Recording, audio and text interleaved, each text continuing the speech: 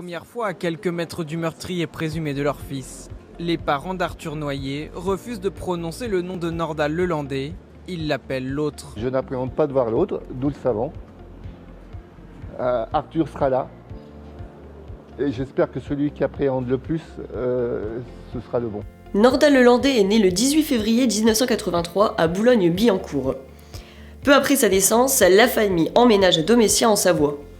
Il s'engage dans l'armée et devient maître chien dans le 132e bataillon cynophile de l'armée de terre française au camp de Suippes.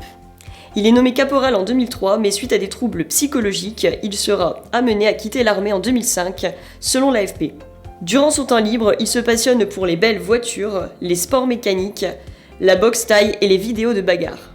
En 2008, il sera interpellé avec 2 autres personnes, puis condamné en 2009 à 30 mois de prison, dont 1 an ferme, pour l'incendie du snack bar La Plage, à Paladru, en Isère.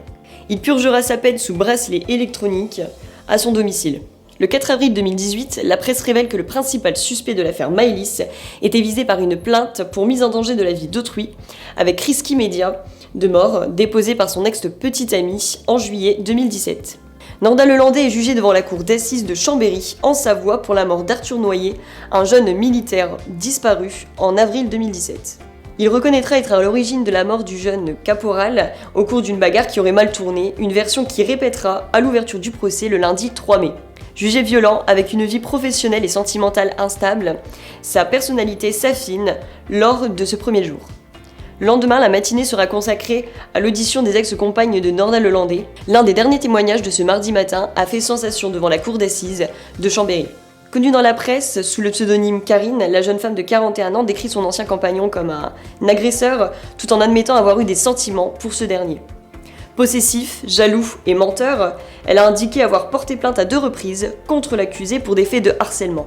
L'avocate générale a cependant exprimé que ces plaintes avaient été classées sans suite. Un homme avec une double personnalité, un manipulateur, le père de la victime ainsi que son avocat M. Bernard Bouillou réagissent lors de ce 2e jour de procès.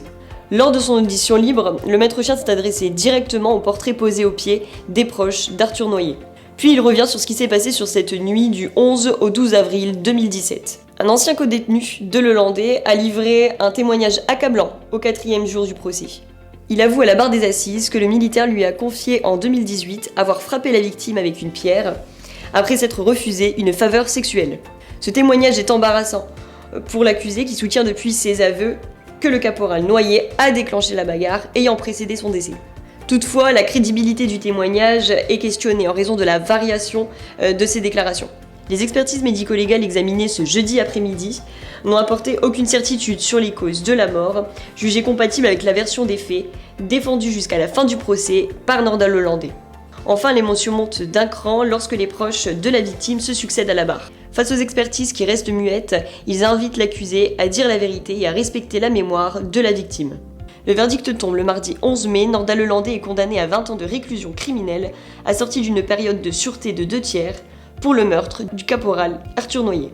Le jury avait la responsabilité de trancher entre l'homicide volontaire ou les violences volontaires ayant entraîné la mort. Thérèse Brunisseau, procureure générale de Chambéry, soutenait la volonté de tuer et avait requis à la peine maximale.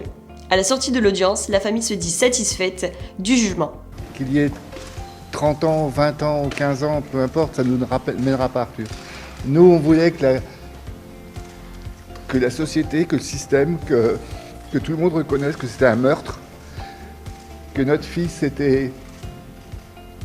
avait été victime. C'est fait. Il devrait également comparaître en 2022 devant la cour d'assises de l'Isère pour la disparition de la petite Maëlys, 8 ans, disparue en août 2017.